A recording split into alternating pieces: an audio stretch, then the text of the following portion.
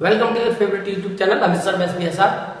और आज हम अपने एक ऐसे चैप्टर की वीडियो स्टार्ट करेंगे जो मैंने पीछे छोड़ दिया था, कोऑर्डिनेट ज्योमेट्री। वैसे तो चैप्टर इजी है और इस बार क्योंकि इसमें 3 टॉपिक में से एक टॉपिक डिलीट कर दिया है एग्जाम के पॉइंट ऑफ व्यू से, तो उसको हम टच नहीं करेंगे, एरियाज ऑफ ट्राइंगल। बाकी जो इसके 2 टॉपिक हैं उनके हम कुछ क्वेश्चन यहाँ सॉल्व करेंगे। और सबसे पहले मैंने जो क्वेश्चन लिया है, क्वेश्चन नंबर 7। ये जो क्वेश्चन है ये एक नया कॉन्सेप्ट है तुम्हारे लिए, क्योंकि ये एनसीईआरटी की एक्सरसाइज में नहीं दिया हुआ है कि सपोज एक पॉइंट P डिवाइड करता है एक लाइन सेगमेंट AB को, एक पॉइंट P डिवाइड करता है एक लाइन सेगमेंट AB को, जिसमें A का कोऑर्डिनेट हमें पता है 2, 1 और B का कोऑर्डिनेट भी हमें पता है 5, -8।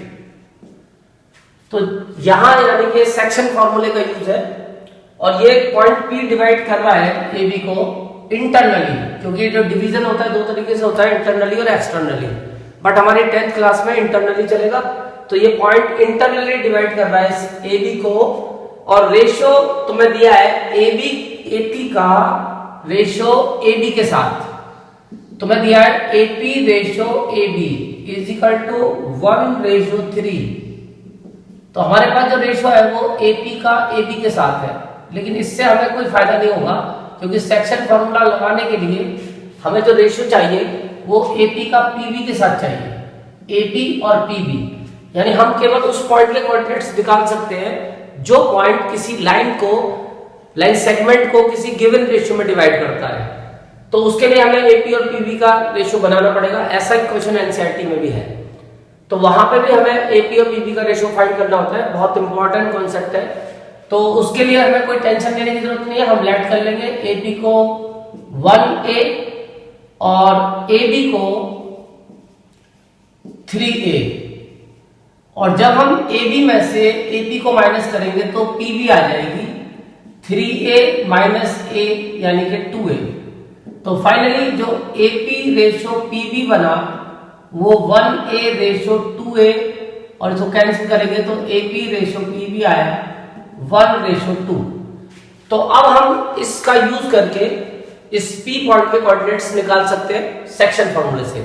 लेकिन हम क्वेश्चन आगे पढ़ते हैं। तो इसमें क्या है कि P lies on the line 2x - y + k = 0। तो ये भी एक क्वेश्चन है, हमारे पास एक कॉन्सेप्ट है कि अगर कोई लाइन हमें दे दी जाए और वो लाइन की इक्वेशन हमें दे रखी है, और ये लाइन कभी कभी डायरेक्ट क्वेश्चन आता है, ये लाइन इस लाइन को किस रेशियो में डिवाइड करेगी, तो ये कॉन्सेप्ट भी इससे मैच करेगा। तो इसका जो कॉन्सेप्ट है कि अगर लाइन किसी लाइन को किस रेशियो में डिवाइड करती है, तो उसके लिए हमें ये जो पॉइंट ऑफ इंटरसेक्शन है यानी P, इसके कोऑर्डिनेट निकालने पड़ते हैं। अब यहां तो हमारे पास रेशियो है, अगर हमारे पास रेशियो नहीं होगा तो हम K/1 मान के इस पॉइंट के कोऑर्डिनेट्स निकाल लेंगे। उसके बाद दोनों का प्रोसीजर एक जैसा चलेगा। तो सबसे पहले हम बाय यूजिंग सेक्शन फॉर्मूला ये रेशियो वाला काम जो होगा वो सेक्शन फॉर्मूले से होगा, और सेक्शन फॉर्मूला लगा के अब हम P पॉइंट के कोऑर्डिनेट्स निकाल सकते हैं। फॉर्मूला रटना चाहो तुम्हारी इच्छा है, और वरना तुम्हारे पास ऑप्शन है इसको करने का, और करने का ऑप्शन है कि इस वाले लेफ्ट के पार्ट की मल्टीप्लाई राइट के पार्ट से करनी है। जब x कोऑर्डिनेट निकालना है तो x से करनी है, यानी 1 × 5 प्लस इधर वाले राइट वाले पार्ट की मल्टीप्लाई लेफ्ट वाले से करनी है 2 × 2 अपॉन 1 + 2। और जब y कोऑर्डिनेट निकालेंगे तो इधर लेफ्ट वाले पार्ट की राइट वाले y से करेंगे, यानी 1 × -8 और प्लस 2 × 1। तो ये रटने का काम भी है और समझने का काम भी है। तो फिलहाल तुम जो भी काम करो ये कोऑर्डिनेट में निकालने हैं, और इसको थोड़ा सॉल्व कर लेंगे। 5 × 1 = 5 और 2 × 2 = 4, तो 5 + 4 9/3, और इधर -8 + 2 यानी -6/3, और इसको सॉल्व करेंगे तो P के कोऑर्डिनेट आ जाएंगे 3, -2। तो ये हमने P के कोऑर्डिनेट निकाल दिए। अगर हमसे क्वेश्चन होगा कि ये लाइन इसको किस रेशियो में डिवाइड करती है, तो आंसर K की टर्म में आएगा। ये जो P के कोऑर्डिनेट निकलेंगे K की टर्म में निकलेंगे। इसके बाद तुम्हें क्या करना है, तो तुम्हारे पास लाइन की इक्वेशन होगी तो जब ये पॉइंट इस पी पॉइंट के से पास हो रही है लाइन, ये जो लाइन है हमारी ये इस पी पॉइंट से पास हो रही है, तो चैप्टर 3 पे तुम पहुंच जाओगे कि अगर कोई भी पॉइंट किसी लाइन पे लाइज करता है या कोई लाइन किसी पॉइंट से पास होती है तो उस पॉइंट के जो एक्स और वाई की वैल्यूज होती है वो उसका सॉल्यूशन बन जाती है। यानी कि इसका मतलब ये हुआ कि since P lies on line 2x minus Y plus K equal 0, ये पॉइंट इस लाइन पे लाइज कर रहा है, तो हम इसका मतलब ये इससे शिक्षा लेंगे कि ये जो x और y की वैल्यू है वो इस इक्वेशन का सॉल्यूशन है। तो हम यहाँ पे इस वैल्यू को पुट कर देंगे और सॉल्व करके अपना k निकाल लेंगे, और अगर रेशियो का क्वेश्चन होगा तो अपने आप तुम्हें रेशियो मिल जाएगा। तो 2 3 6 minus plus 2 plus K equal 0, और 6 प्लस 2 होता है 8 प्लस के इक्वल 0, तो फाइनली के इक्वल -8। तो हमने ये के की वैल्यू फाइंड कर ली। अगर ये रेशियो निकालने का क्वेश्चन आता है कि ये लाइन इसको किस रेशियो में डिवाइड करती है, तो भी तुम्हें सेम ये मेथड यूज करना है, इस इंटरसेक्टिंग पॉइंट के कोऑर्डिनेट्स निकालने, बस वहां रेशियो को के रेशियो 1 ले लेंगे और बाकी पूरा क्वेश्चन इसी तरीके से हो जाएगा। तो ये हमारा एक बहुत ही इंपॉर्टेंट कॉन्सेप्ट है, और ये एनसीईआरटी की जो ऑप्शनल एक्सरसाइज है उसमें एक क्वेश्चन दिया हुआ है, उसको तुम लोग ट्राई कर सकते हो। और इसके साथ में कुछ इसके इंपॉर्टेंट क्वेश्चन एनसीईआरटी में भी है, जिनमें कि ट्राइंगल और क्वाड के टाइप निकालना, ये क्वेश्चन भी इंपॉर्टेंट है और एग्जाम में आ सकता है। ट्राइंगल या क्वाड का टाइप, ये 3 या 4 नंबर का क्वेश्चन आता है, तो इसकी भी तुम प्रैक्टिस कर लेना कि ट्राइंगल का या क्वाड का टाइप कैसे चेक करते हैं बाय यूजिंग डिस्टेंस फार्मूला, क्योंकि अब हमारे सिलेबस में 2 ही फार्मूले हैं, डिस्टेंस फार्मूला और सेक्शन फार्मूला। तो फिलहाल आज हम इन्हीं दोनों फार्मूले को डिस्कस करेंगे और इनके ही कुछ क्वेश्चन हम यहाँ पे सॉल्व करेंगे। अब हमारा जो नेक्स्ट क्वेश्चन है ये भी बहुत इंपॉर्टेंट क्वेश्चन है, 2019 की कंपार्टमेंट में आया था, सॉल्यूशन नंबर 6। तो ये जो 6 क्वेश्चन है ये एनसीईआरटी में दूसरे तरीके से दिया हुआ है, बट ये बेस एनसीईआरटी का है कि इसमें हमें 2 एडजेसेंट वर्टेक्स दिए हैं पैरेललोग्राम के।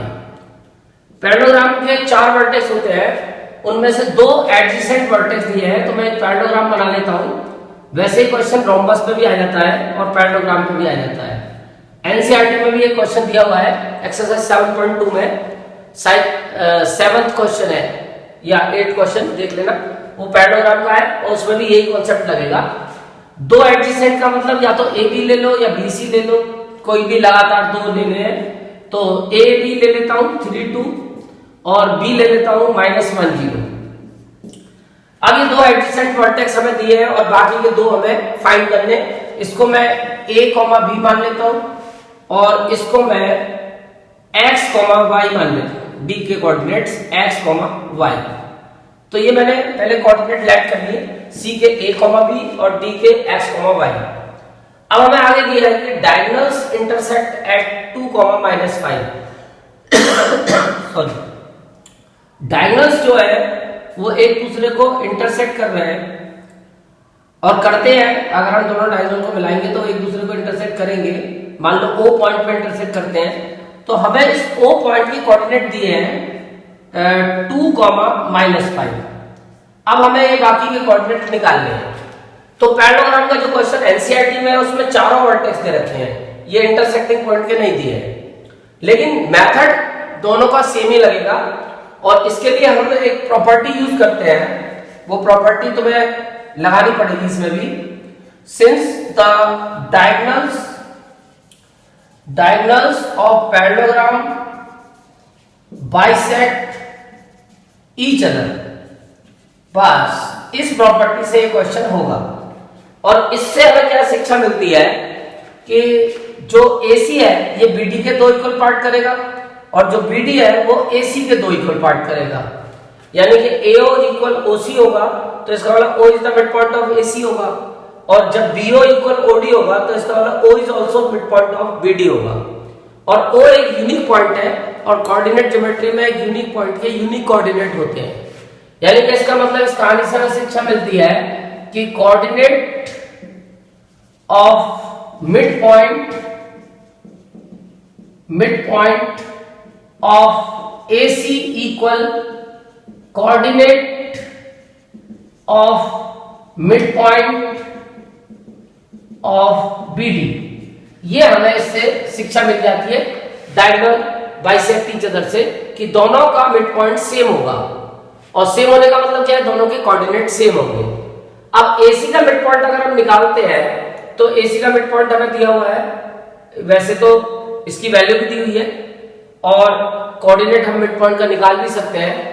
तो हमें जो मिड पॉइंट दिया है AC का वो O दिया है, तो जो दोनों का मिड पॉइंट है वो है एक तरीके से कोऑर्डिनेट ऑफ O, यानी coordinate of mid point of AC is equal to coordinate of O, और coordinate of mid point of BD is equal to coordinate of O।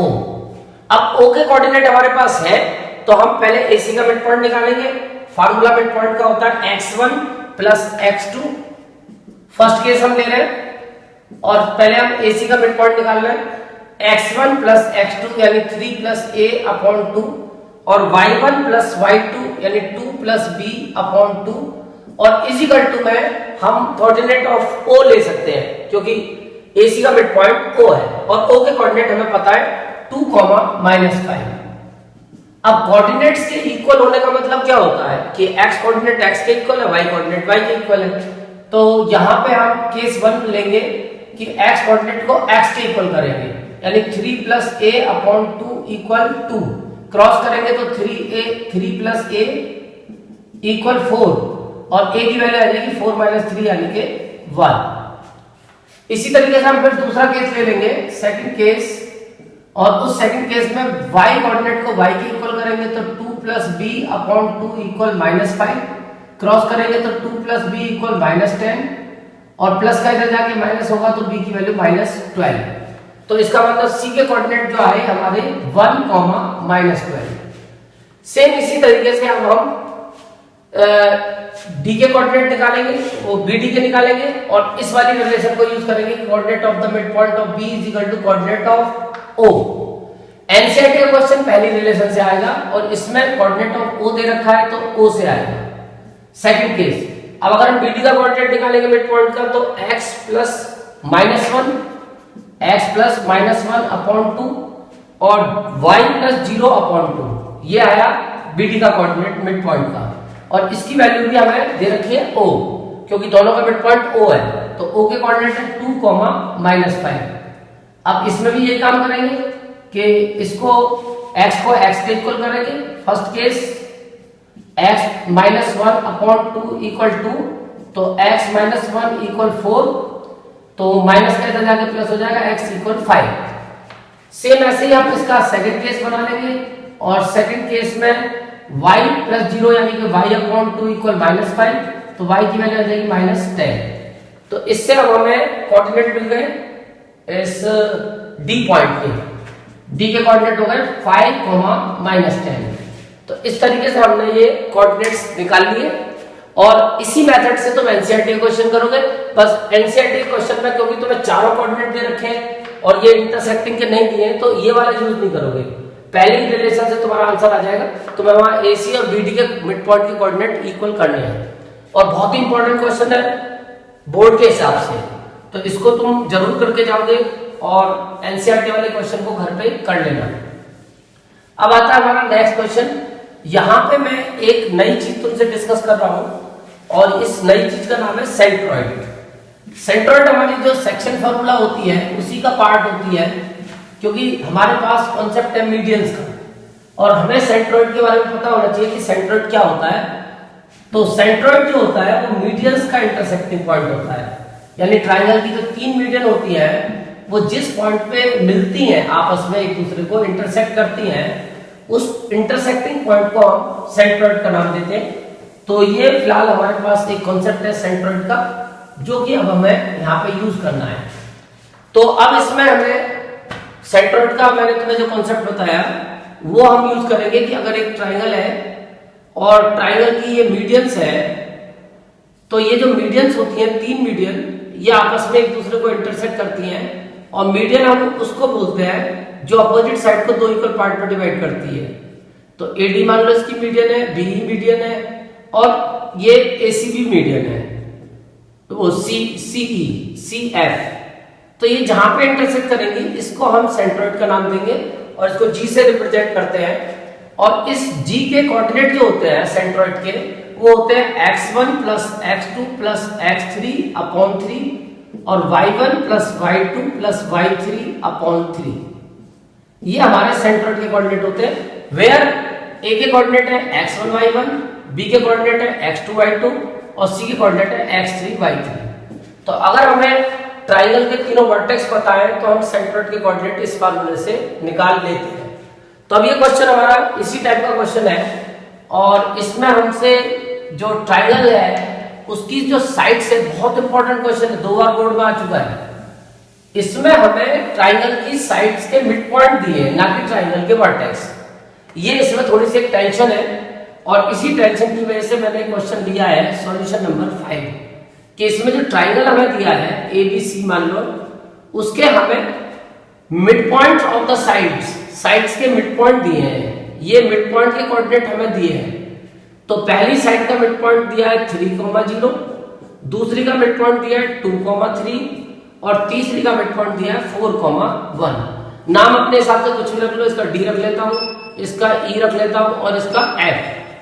तो फाइनली हमारे पास जो ट्राइंगल की साइड्स है तीनों, उनके मिड पॉइंट्स के कोऑर्डिनेट हमें दिए हुए हैं और हमसे सेंट्रोइड का कोऑर्डिनेट पूछा गया है। तो सेंट्रोइड का कोऑर्डिनेट निकालने के लिए हमें ट्राइंगल के वर्टेक्स चाहिए।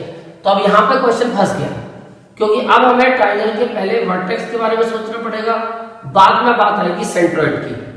तो मैंने ट्राइंगल के जो कोऑर्डिनेट है, जो वर्टेक्स है, वो मैंने x1 y1, x2 y2 और x3 y3 लेट कर लिए। अब मुझे किसी तरीके से या तो ये कोऑर्डिनेट्स निकालने पड़ेंगे। तो अब क्योंकि मिड पॉइंट के कोऑर्डिनेट मुझे दे रखे हैं तो यहाँ से इक्वेशन हम फॉर्म कर सकते हैं, क्योंकि मिड पॉइंट निकालने का हमें फार्मूला आता है और हमें दिया है कि D is the mid point of AB। D AB का मिड पॉइंट है। तो अब हम मिड पॉइंट फार्मूला यूज करके D के कोऑर्डिनेट्स निकाल सकते हैं और फार्मूला मैंने अभी बताया था x1 प्लस x2 यानी x1 प्लस x2 अपॉन 2 और ऐसी y कोऑर्डिनेट निकलेगा y1 प्लस y2 अपॉन 2। ये हमारा मिड पॉइंट का फार्मूला है। लेकिन हमें D के कोऑर्डिनेट तो दे रखे हैं तो हम इसको इक्वल कर सकते हैं। इसका मतलब x1 प्लस x2 अपॉन 2 की वैल्यू जो दी है x कोऑर्डिनेट D का वो 3 दिया है और जब इसको क्रॉस मल्टीप्लाई करेंगे तो x1 प्लस x2 इक्वल 6। ये पहली इक्वेशन बनेगी। ऐसे इसके बाद y1 प्लस y2 की वैल्यू भी हमें दी हुई है 0, तो y1 प्लस y2 अपॉन 2 की वैल्यू दी हुई है 0। इसको क्रॉस करेंगे तो y1 प्लस y2 की वैल्यू आ जाएगी 0, क्योंकि 0 इंटू 2 0। अब सिमिलरली इसी तरीके से हम और भी इक्वेशन बना सकते हैं। अब इसमें तुम्हें रिलेशन क्या दिख रही है, देखो x1 प्लस x2 3 का डबल आया 6, y1 प्लस y2 0 का डबल आया 0, तो x2 प्लस x3 2 का डबल आएगा, x2 प्लस x3 2 का डबल आएगा 4। ऐसे y2 प्लस y3, इसका y कोऑर्डिनेट है 3, इसका डबल आएगा 6।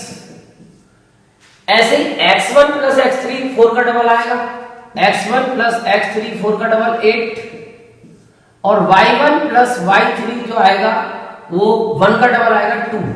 तो हमने ये कुल मिला के 6 इक्वेशन बनाई। अब इन इक्वेशन को सॉल्व करके, क्योंकि 3 वेरिएबल है, तीन वेरिएबल है हमारे पास, 3 x1 y1 x2 y2, ये 6 वेरिएबल है टोटल और 6 इक्वेशन बन गई। इनको सॉल्व करना है तो इसको सॉल्व करने की तरकीब ये होती है कि पहले तुम x वाली इक्वेशन 1, 3 और 5 तीनों इक्वेशन को ऐड कर लो, फर्स्ट को, थर्ड को और फिफ्थ को, ये तीनों इक्वेशन को ऐड कर लो। तो तुम देखोगे इसमें 2 x1 आएंगे, 2 y1 आएंगे, दो x2 आएंगे और 2 x3 आएंगे और इक्वल में आएगा 6 प्लस 4 10, 10 प्लस 8 18। अब 2 कॉमन लेके डिवाइड में चल जाएगा तो x1 plus x2 plus x3 equal 18/2 9। ये बनी 7th।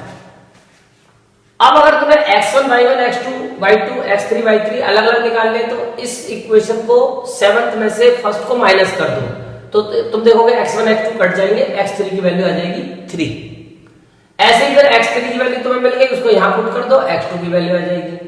फिर तुम्हें x2 की वैल्यू मिल गई, उसको यहाँ पुट कर दो, x1 की वैल्यू आ जाएगी। तो फाइनली अब तुम इसको सॉल्व कर सकते हो।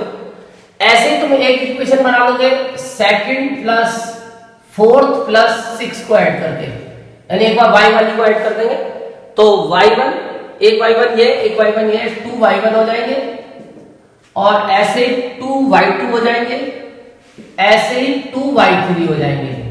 और इजिकल टू में आएगा 2 मैंने कॉमन भी ले लिया, इसमें जैसे मैंने कॉमन नहीं लिया था इसमें कॉमन लेके दिखा दिया। इजिकल टू में आएगा 0 प्लस 6 यानी 6 और प्लस 2 8। जब 2 डिवाइड में जाएगा तो y1 plus y2 plus y3 की वैल्यू आ जाएगी 4। ये बन जाएगी इक्वेशन नंबर 8। अब जब इस 8 इक्वेशन में से सेकंड को माइनस करोगे तो y1 प्लस y2 कट जाएंगे, y3 की वैल्यू 4 आ जाएगी। फिर y3 की वैल्यू पुट कर दोगे यहाँ तो y1 की वैल्यू आ जाएगी, फिर y1 की वैल्यू पुट कर दोगे यहाँ तो y2 की वैल्यू आ जाएगी। तो इस तरह से तुम अलग अलग सबको निकाल सकते हो, बट मैं नहीं निकालना क्योंकि मेरे को जरूरत ही नहीं है, मेरे को तो सेंट्रोइड निकालना है। तो सेंट्रोइड के लिए मुझे कोऑर्डिनेट निकालने की जरूरत नहीं है। अभी मैंने फार्मूला तुम्हें बताया है कि सेंट्रोइड के कोऑर्डिनेट होते हैं x1 plus x2 plus x3 upon 3 और y1 plus y2 plus y3 upon 3। ये सेंट्रोइड के कोऑर्डिनेट होते हैं। तो मैं सीधा सीधा इसमें x1 plus x2 plus x3 की वैल्यू मेरे को पता है 9, मैं सीधा 9 पुट कर दूंगा, और ऐसे ही y1 plus y2 plus y3 की वैल्यू पता है मेरे को 4, सीधा 4 पुट कर दूंगा। तो g के कोऑर्डिनेट आ जाएंगे सेंट्रोइड के 3, 4 अपॉन 3। तो इस तरह से तुमने इस सेंट्रोइड के कोऑर्डिनेट फाइंड कर लिए। और वरना अगर ये ट्रायंगल के वर्टेक्स पूछता तो वो इक्वेशन आगे सॉल्व करके, जैसे मैंने अभी बताया एलिमिनेशन मेथड से माइनस करके तुम निकाल सकते हो। तो ये बड़ा इंपॉर्टेंट क्वेश्चन है और 2 बार बोर्ड में आ चुका है, मेरे को बहुत अच्छी तरह से याद है, इसलिए इस क्वेश्चन को भी ढंग से तैयार करोगे। अब आते हैं हम धीरे धीरे अपने क्वेश्चन नंबर 4 पे, और ये भी एक बड़ा ही अच्छा क्वेश्चन है और मेरे को इसकी भी उम्मीद है कि ये एग्जाम में आ सकता है। क्वेश्चन एनसीईआरटी का है, बट मैंने जानबूझ के लिया है क्योंकि इससे मैं एक कॉन्सेप्ट तुम्हें रिवाइज कराना चाहता हूँ, और वो कॉन्सेप्ट तुम आगे के लिए ध्यान रखोगे। एक कॉन्सेप्ट हमारे पास है कि अगर किसी पॉइंट का x या y कोऑर्डिनेट तुम्हें ना पता हो और वो पॉइंट की एक पर्टिकुलर कंडीशन है तो वो तुम्हें पता चल सकता है। जैसे अगर कोई पॉइंट ओरिजिन पे लाइज कर रहा है तो इसका मतलब उसके कोऑर्डिनेट 0 0 होंगे। ऐसे ही अगर कोई पॉइंट x एक्सिस पे लाइज कर रहा है तो उसका y कोऑर्डिनेट 0 होगा। ऐसे अगर कोई पॉइंट y एक्सिस पे लाइज कर रहा है तो उसका x कोऑर्डिनेट 0 रहेगा। तो इस तरीके से तुम ये कोऑर्डिनेट सोचते कैसे हो? तो any point lies on the x axis उसके कोऑर्डिनेट x0 और any point lies on the y axis उसके कोऑर्डिनेट 0y। तो अब ये कह रहा है कि एक क्वेश्चन इन्होंने दिया, क्वेश्चन नंबर 4, कि अगर हमें एक पॉइंट दिए दो कि in what ratio does the y axis divide the line joining a and b। तो तुम पहले इनको प्लॉट कर लो x और y। तो पहला कोऑर्डिनेट है -4 7, तो 1 2 3 4, माइनस के लिए पीछे चलेंगे और 7 के लिए ऊपर चलेंगे, प्लस का है 1 2 3 4 5 6 7। तो ये पॉइंट हो गया -4 7, यानी कि नाम हो गया इसका a। इसके बाद दूसरा पॉइंट है 3 7, तो 1 2 3, अब पॉजिटिव है तो आगे चलेंगे और -7 है तो नीचे चलेंगे, 1 2 3 4 5 6 7। तो ये हो गया +3, 7 -7, ये हो गया b। अब तुम्हारे को ये कहता है कि in what ratio does the y axis divides the line joining a and b। जब हम a से b को मिलाते हैं तो तुम देखते हो कि इस लाइन को AB को ये जो x एक्सिस है ये भी डिवाइड कर रहा है और ये जो y एक्सिस है ये भी डिवाइड कर रहा है। लेकिन हमें यह क्वेश्चन में केवल y एक्सिस की बात कर रहा है, तो थोड़ी देर के लिए x को भूल जाओ कि x एक्सिस तुम्हारे दिमाग से निकल गया। तो अब क्वेश्चन तुम्हारा ये हो गया कि ये जो y एक्सिस है ये इस लाइन को किस रेशियो में डिवाइड करेगा। ये जो y एक्सिस है डिवाइड तो करेगा पर उसका रेशियो हमसे पूछ रहा है। तो मान लो ये P पॉइंट पे डिवाइड करेगा, तो P पॉइंट पे अब ये लाइन किस रेशियो में डिवाइड होगी ये पूछ रहा है। और रेशियो हमारे को कभी निकालना होता है तो उसका एक ही तरीका K/1। लेकिन उसमें एक बात तुम्हें ध्यान रखनी पड़ेगी, क्योंकि ये पॉइंट P इस y एक्सिस का और इस लाइन का इंटरसेक्टिंग पॉइंट है, तो दोनों का कॉमन पॉइंट है और कॉमन पॉइंट है तो इसका मतलब P lies on y axis, और y एक्सिस पे लाइज करने वाले किसी भी पॉइंट के कोऑर्डिनेट फिक्स होते हैं 0, y, यानी ये कंपल्सरी रूल है कि कोई पॉइंट y एक्सिस पे लाइज करेगा तो उसके कोऑर्डिनेट 0, y होंगे और x एक्सिस पे लाइज करेगा तो x, 0 होंगे। तो हमें इसका मतलब p के कोऑर्डिनेट पता चल गए। अब क्वेश्चन ये हो गया कि ये लाइन इस पॉइंट पे इस लाइन को AB को किस रेशियो में डिवाइड कर रही है, तो हम k रेशियो 1 मान लेंगे और इसमें भी शुरुआत ध्यान रखेंगे a की तरफ से करेंगे, नीचे की तरफ से नहीं मानेंगे। a की तरफ वाले को k मानेंगे और b की तरफ वाले को 1। तो यहां पे हम पहले लिख देंगे लेट p डिवाइड्स, p जो डिवाइड कर रहा है AB को इन k रेशियो 1, ये k रेशियो 1 में डिवाइड कर रहा है।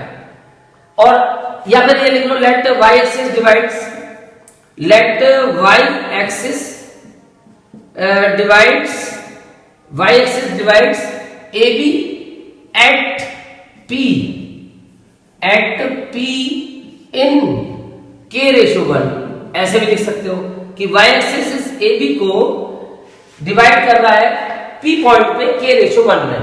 तो इससे हमें शिक्षा मिली कि AP का और PB का रेशियो हमें पता चल गया, AP ratio PB is equal to K ratio 1। अब हम लोगों को एक सेक्शन फार्मूला आता ही है क्योंकि रेशियो हमें पता चल चुका है, तो अब सेक्शन फार्मूले से P के कोऑर्डिनेट आ जाएंगे। तो बाय यूजिंग सेक्शन फार्मूला, अब हम एक सेक्शन फार्मूले का इस्तेमाल करेंगे और सेक्शन फार्मूले का इस्तेमाल करके इस P पॉइंट के कोऑर्डिनेट निकालेंगे। तो तरीका मैंने वही बताया कि इधर वाले पार्ट की इधर वाले से करनी है और इधर वाले पार्ट की इधर वाले से ऑल्टरनेटिव करनी है। तो ऊपर वाले पार्ट की इस वाले x से करेंगे तो k × 3 यानी कि 3k प्लस इस वाले 1 की इस वाले इससे करेंगे x a पॉइंट के x कोऑर्डिनेट से तो 1 × -4 यानी कि -4 अपॉन k + 1। अब जब y कोऑर्डिनेट निकालेंगे तो इधर वाले पार्ट की इस y से करेंगे यानी -7k प्लस इस 1 की इस वाले से करेंगे तो 7 बन जाए 7 अपॉन k + 1। तो ये हमने सेक्शन फार्मूला लगा के p कोऑर्डिनेट निकाल लिए। अब अकॉर्डिंग टू कंडीशन, हमारे पास जो क्वेश्चन में कंडीशन दी है, अब p के कोऑर्डिनेट हमें नोन है, तो अगर नोन है तो फिर हम इसके इक्वल कर देंगे यानी कि 3k - 4 अपॉन k + 1 और 7k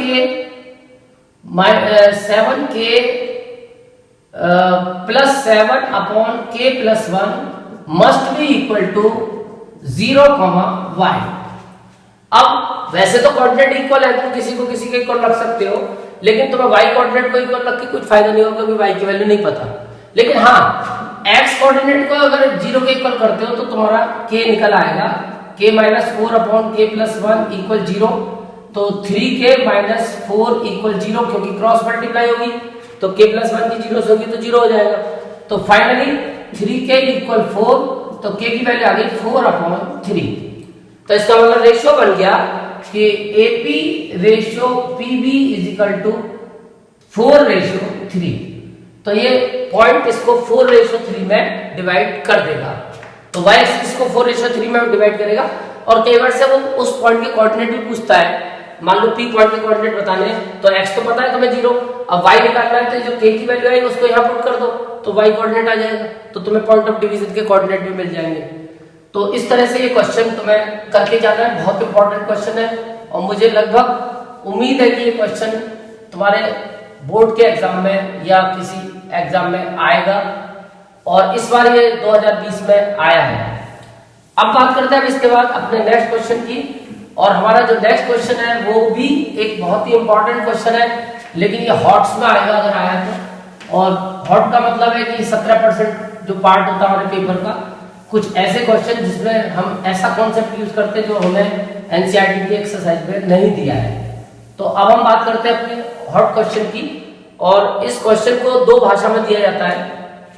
हमसे कह रहा है ये कि एक स्क्वायर है और उसके डायगोनल्स के एंड पॉइंट दिए हैं। तो कई बार से डायगोनल के एंड पॉइंट का मतलब अपोजिट वर्टेक्स सॉरी, तो ये कई बार से ऐसे भी आ जाता है क्वेश्चन कि opposite vertex of A square. ये ऑप्शनल एक्सरसाइज में दिया हुआ है एनसीईआरटी में, ऑप्शनल का शायद क्वेश्चन नंबर 2 है, तो ऑप्शनल में तुम इसको देख सकते हो। तो इसमें हमें अपोजिट वर्टेक्स दिए स्क्वायर के 0, -1 और 0, 5। ये दो अपोजिट वर्टेक्स है। अब इनको चाहे तो डायगोनल के वर्टेक्स बोल दो, एंड पॉइंट, क्योंकि डायगोनल के एंड पॉइंट अपोजिट वर्टेक्स ही होते हैं, क्योंकि अपोजिट वर्टेक्स को मिला के डायगोनल बनती है। तो दो भाषाएं हो गई कि डायगोनल के एंड पॉइंट दे दिए या अपोजिट वर्टेक्स दे दिए। अब तुम्हें इसके बाकी के दो पॉइंट निकालने होंगे, x, y मान लेता हूं उसको मैं। अब हम एक ही निकालेंगे, एक से दूसरा अपने आप निकल जाएगा। उसके लिए हमें कुछ स्क्वायर की प्रॉपर्टीज यूज करनी होगी। तो अब ये क्वेश्चन डिस्टेंस फॉर्मूले का है, तो डिस्टेंस फॉर्मूले का यूज करके सबसे पहले तो तुम ये डिस्टेंस निकालो, ए बी, बी सी और ए सी, ये तीन डिस्टेंस तुम कैलकुलेट कर लो। तो सबसे पहले मैं ए बी निकाल देता हूं। ए बी निकालने के लिए फॉर्मूला हमारे पास है कि x1 माइनस x2 का होल स्क्वायर, यानी x माइनस 0 का होल स्क्वायर, और y माइनस माइनस प्लस 1 का होल स्क्वायर, और दोनों को सॉल्व करेंगे तो x स्क्वायर, और इधर a प्लस b का होल स्क्वायर तुम्हें खोलना पड़ेगा, तो y square plus 1 plus 2y, ये हमारे ए बी की वैल्यू आ गई। ऐसे बी सी की वैल्यू निकाल लो, तो बी सी की वैल्यू आ जाएगी रूट के अंदर x माइनस 0 का होल स्क्वायर और y माइनस 5 का होल स्क्वायर, तो ये हमारा बी सी आ जाएगा। इसको और सॉल्व कर लो, तो x माइनस 0 का स्क्वायर x स्क्वायर, और इसको a माइनस b का होल स्क्वायर खोलेंगे, y स्क्वायर प्लस 5 का स्क्वायर 25 माइनस 5 टू जा 10y, और डिस्टेंस जब निकालोगे तो यूनिट्स भी लगा देना, यूनिट्स। ये हमने दोनों ए बी और बी सी निकाल लिए। अब सेम इसी पैटर्न से ए सी निकाल लो, तीसरा डिस्टेंस भी फाइंड कर लो ए सी, और उसके लिए भी सेम फार्मूला, 0 माइनस 0 का होल स्क्वायर। अब ये तुम्हारी मर्जी है, तुम 0 माइनस 0 ये करो या 0 माइनस 0 ये करो, कुछ भी कर सकते हो। ऐसे ही 5 माइनस माइनस 1 करो या माइनस 1 माइनस 5 करो, कोई फर्क नहीं पड़ता। माइनस 1 माइनस 5 का होल स्क्वायर, चलो मैं माइनस का ले लिया एक बार। अब इसको जब सॉल्व करोगे तो 0 माइनस 0 तो 0 ही हो गया, और माइनस 5 माइनस 1 यानी कि माइनस 6 का होल स्क्वायर, और माइनस 6 का होल स्क्वायर भैया होता है 36, और इसका रूट लेते हैं तो आता है 6 यूनिट्स। तो इसका मतलब ये हमने ए सी निकाल दी। वैसे तो स्क्वायर रूट प्लस माइनस में लेते हैं, लेकिन ये हमें पता है कि किसी जो लाइन सेगमेंट है उसकी लेंथ कभी माइनस में नहीं हो सकती, इसलिए नेगेटिव स्क्वायर रूट को हम छोड़ देते हैं, केवल हम पॉजिटिव स्क्वायर रूट लेते हैं। अब इसके बाद आंसर आएगा, धीरे धीरे दो कंडीशन से आंसर आएगा। पहला केस, हमें पता है कि जब हमें दो वेरिएबल निकालने हैं तो दो कंडीशन हमें चाहिए, यानी जब तक दो इक्वेशन नहीं होंगी दो वेरिएबल नहीं निकलेंगे। तो पहली कंडीशन तो हम बनाएंगे A B equal B C से, क्योंकि स्क्वायर की चारों साइड इक्वल होती है। फिलहाल हमें ए बी और बी सी पता है, तो दोनों को इक्वल कर सकते हैं। Since A B equal B C, sides of square are equal, sides of square, square की सारी साइड इक्वल होती है। अब ए बी हमें पता है, यह है रूट के अंदर मैंने पहले निकाल रखा है, X square plus Y square plus 1 plus 2y, और ऐसे बी सी भी हमें पता है, X square plus Y square plus 25 minus 10y। लेकिन अब इसकी कैलकुलेशन में दिक्कत आएगी, क्योंकि ये रूट आ रहा है, तो इसको कैंसिल करने के लिए बस तुम लिख दो स्क्वायरिंग बोथ साइड, दोनों तरफ स्क्वायर कर दो, तो ये रूट कैंसिल हो जाएगा। ये आ जाएगा X square plus Y square plus 1 plus 2y, और इक्वल में आ जाएगा X square plus Y square plus 25 minus 10y। X square Y square cut गए, ये दोनों कैंसिल हो गए, इक्वल में सेम चीज कैंसिल हो जाती है। y वाली टर्म को हम इधर ले आते हैं, तो माइनस का इधर आके प्लस हो जाएगा 12y, 10y प्लस 2y यानी कि 12y, और इस 1 को हम इधर ले जाते हैं तो 24, क्योंकि 25 माइनस 1 24, तो y की वैल्यू भैया 2 आ गई। तो ये हमने y फाइंड कर लिया, लेकिन अभी हमें x भी फाइंड करना पड़ेगा। उसके लिए फिर एक इक्वेशन बनेगी। अब वो इक्वेशन कैसे सोचनी है, तो वो सोचनी है ऐसे कि स्क्वायर में हर एंगल 90 डिग्री का होता है, तो एक राइट ट्रायंगल फॉर्म हो गया, और ये राइट ट्रायंगल में पाइथागोरस वेरीफाई हो सकती है। तो उसके लिए अब हम ट्रायंगल एबीसी में लगा देंगे बाय पाइथागोरस। तो अपने दिमाग से तुम्हें इक्वेशन सोचनी है, और पाइथागोरस होती है AC square equal AB square plus BC square. अब जब तुम स्क्वायर करोगे AC का, तो ये जो AC था इसका जब स्क्वायर करोगे तो ये 6 का स्क्वायर आ जाएगा। चलो यही कर देते हैं, जगह है 6 स्क्वायर, और जब AB का स्क्वायर करोगे तो ये रूट कट जाएगा, X square plus Y square plus 1 plus 2y, इसका रूट कट गया। और ऐसे ही जब तुम BC का स्क्वायर करोगे तो ये रूट कट जाएगा, X square plus Y square plus 25 minus 10y, ये तुमने स्क्वायर कर दी है।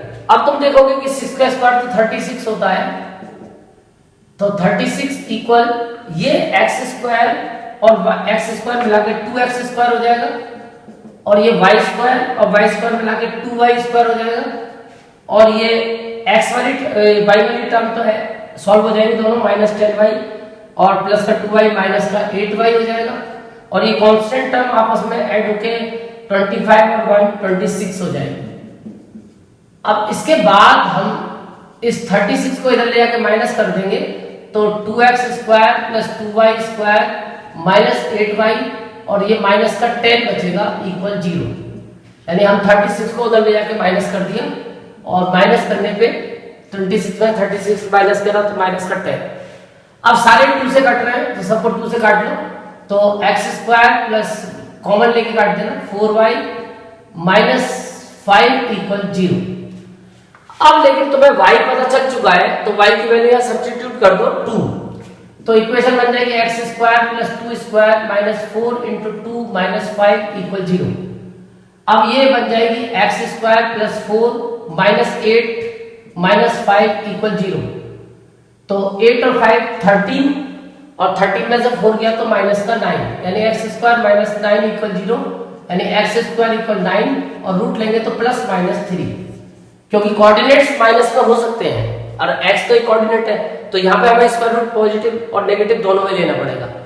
तो अब हमारे x के तो 2 ऑप्शन बने, बट y का एक ही ऑप्शन है, तो हमारे एक ऑप्शन में तो हमें x लेना है +3, तो एक कोऑर्डिनेट तो हम मान लेते हैं 3 और y हमें 2 लेना है 2, या फिर एक ऑप्शन है कि x की वैल्यू -3 और y की वैल्यू 2, तो ये हमारे रिमेनिंग 2 वर्टेक्स हो गए। अब इनमें से एक b हो जाएगा, एक d हो जाएगा, या एक d हो जाएगा, एक b हो जाएगा, तो इनमें से जो 2 वर्टेक्स हमारे निकले 3 2 और -3 2, ये रिमेनिंग वर्टेक्स हो गए हमारे दोनों।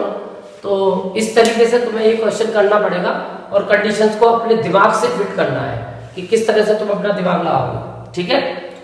तो फाइनली अब ये हमारा आंसर आ गया। अब इसके बाद आते हैं हम अपने नेक्स्ट क्वेश्चन नंबर 2 पे, और ये क्वेश्चन भी 3 लैंग्वेज में आता है, और मैं तुम्हें तीनों लैंग्वेज बताऊंगा इसकी, कि ये 3 भाषाओं का क्वेश्चन है, पर सबका आंसर एक ही होता है। नंबर 1 भाषा जो क्वेश्चन में दी हुई है कि हमें एक सर्कल का सेंटर फाइंड करना है, और वो सर्कल इन 3 पॉइंट से पास हो रहा है, यानी इन 3 पॉइंट से पास होने वाले सर्कल के हमें सेंटर के कोऑर्डिनेट्स बताने हैं। तो ये तो पहली भाषा हो गई सिंपल। एक भाषा ये हो गई कि अगर हम सर्कल के पॉइंट्स को देखें तो उनका डिस्टेंस हमेशा सेंटर से सेम होता है, यानी कि centre is always equidistant from the points of circle. तो एक भाषा इसकी ये होती है कि हमें एक पॉइंट फाइंड करना होता है जो इक्वल डिस्टेंस रखता है 3 पॉइंट से, तो वो सेंटर ही हो गया फिलहाल। अब हमें वो सेंटर ही फाइंड करना है, क्योंकि सेंटर का डिस्टेंस हमेशा सर्कल के पॉइंट से इक्विडिस्टेंट होता है। और एक कभी कभी ये ट्राइंगल का सर्कम सर्कल दिया होता है, सर्कल ना देके सर्कम सर्कल, और ट्राइंगल के वर्टेक्स पूछे होते हैं, तो उसमें भी ये क्वेश्चन बन जाता है। तो फाइनली सबका आंसर एक ही होगा, सॉल्यूशन नंबर 2। एक हमारे पास सर्कल है और वो सर्कल 3 पॉइंट से पास हो रहा है, और पहला पॉइंट 6, -6, दूसरा पॉइंट 3, -7, और तीसरा पॉइंट है हमारे पास 3, 3, ये C है। अब हमें इस सेंटर के कोऑर्डिनेट निकालने हैं। तो पहली बात तो कभी भी एक बात ध्यान रखना कि डायमीटर को इतनी आसानी से यूज मत करना, क्योंकि डायमीटर जरूरी नहीं क्या है, तब तक तुम्हें कोलिनियर ना दिया हो वो डायमीटर नहीं बनता सेंटर के साथ। तो बस यहाँ तुम रेडियस का कॉन्सेप्ट ही यूज करना, क्योंकि सर्कल में रेडियस हमेशा इक्वल होती है। तो यहाँ तुम रेडियस का कॉन्सेप्ट यूज करोगे कि अगर ये सर्कल के ऊपर लाइज कर रहे हैं 3 पॉइंट, तो इनका डिस्टेंस सेंटर से इक्वल होगा, यानी कि रेडियस के इक्वल होगा। तो रेडियस के कॉन्सेप्ट से ही हमेशा कोशिश करो इसको करने की, जब तक तुम्हें डायमीटर ना दिया हो।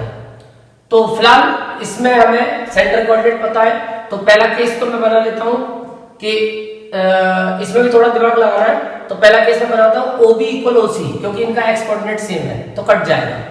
तो पहला केस मैंने बनाया OB = OC, इसका रीजन है रेडियस ऑफ सेम सर्कल, एक सर्कल की रेडियस आपस में हमेशा इक्वल होगी। अब OB जब तुम निकालोगे तो डिस्टेंस फॉर्मूला लगेगा OB x माइनस 3 का होल स्क्वायर, वेरिएबल को हमेशा पहले लिखो, और y माइनस माइनस प्लस 7 का होल स्क्वायर। ऐसे ही हम OC निकाल सकते हैं। OC के लिए x माइनस 3 का होल स्क्वायर और प्लस y माइनस 3 का होल स्क्वायर। अब तुम्हें दिख रहा होगा ये रूट तुम्हें टेंशन दे रहा है, तो रूट की टेंशन खत्म हो जाएगी 2 मिनट में। बस यहां लिख दो स्क्वायरिंग बोथ साइड, अब समझ लो रूट की टेंशन खत्म। अब ये हो गया x माइनस 3 का स्क्वायर और y प्लस 7 का स्क्वायर, और इधर x माइनस 3 का स्क्वायर और प्लस y माइनस 3 का स्क्वायर। अब x माइनस 3 के स्क्वायर से x माइनस 3 स्क्वायर कट गया, सेम है।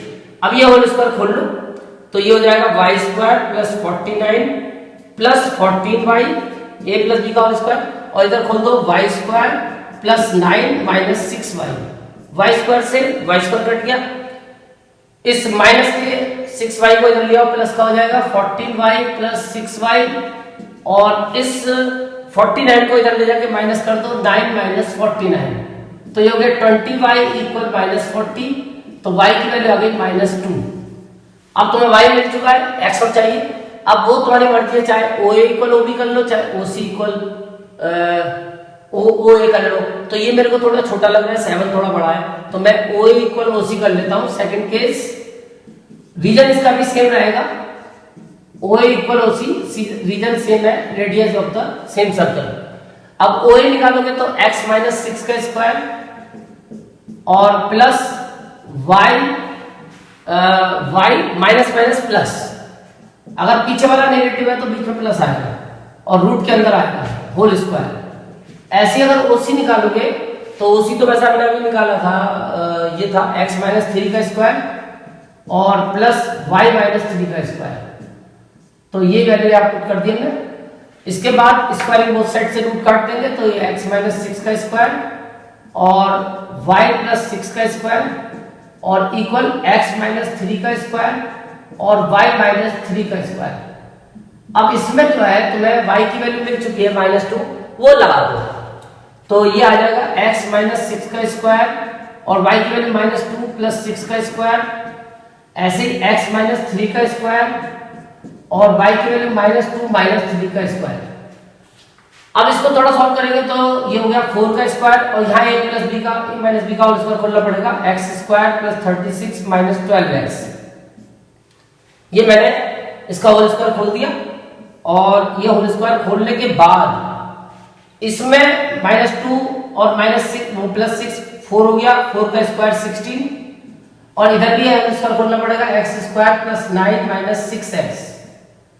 ये a माइनस b का होल स्क्वायर खोल दिया और ये -5 का स्क्वायर 25।